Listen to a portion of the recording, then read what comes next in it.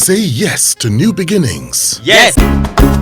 Say yes to new beginnings. Yes. Say yes to... Now, despite your good works, your good works, at COSON, some people have also accused you of what I would like to put in quote as sit-tightism. What's your response to that? Azu, I think about it today, and I'm so grateful to the Almighty for giving me the strength to stay on. And when they try to get rid of me, to stay on, I look at what is happening to my dear P-man that I sweated out to build.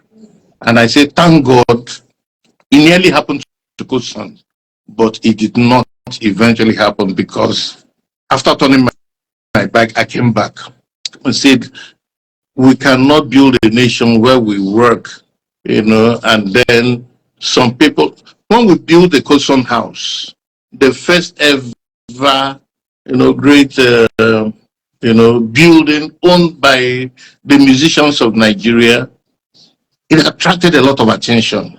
We didn't borrow one penny from anybody. We didn't get government money. We didn't get anything to build COSON house, and people wanted to become chairman of COSON, not to add, not to raise COSON up. But I know the people, all they wanted to do.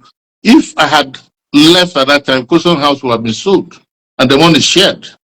The same way the Piman land, which I got in Abuja, was sold, and the money shared. The people who were coming because of my big knowledge of the industry were people who represented themselves to me as coming to take and not to give. And I knew that the history, what will have happened is that all that we have worked for and built would have been eaten up by termites, and I said no. I can't go again and work in vain, because when I walked out of P-Man, what happened? I saw what happened to P-Man, and then that will happen again to COSON. I said no. Well, call me whatever you want to call me. And the great example is that if you walk into COSON house today, it continues to sparkle.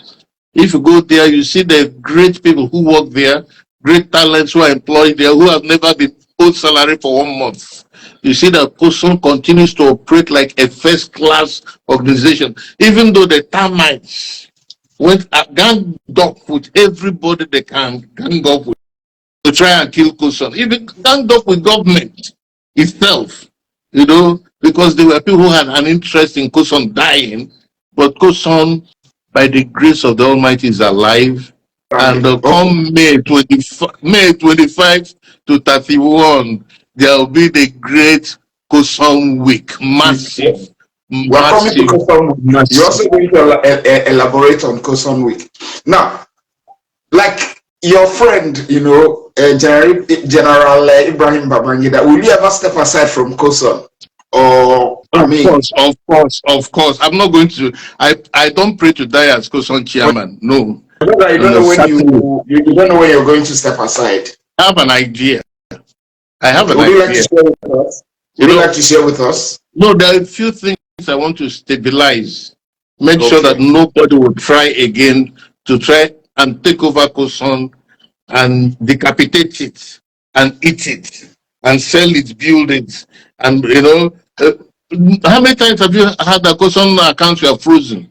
And want to go to court to get the accounts of frozen, because people wanted to freeze the accounts, keep the money for themselves, not for the members of COSON. People have asked me, why are you sharing money, or why are you distributing millions of naira to members of COSON every year? And I say, that is what we swore to do. We didn't say that if COSON made money, I'll keep it. I don't own a house in Lagos. I don't own a house in Abuja. I don't own a house, but it doesn't matter to me, right? I swore, I took the Bible and swore that I will work and fight for the right of musicians and elevate them. And it's an article of faith.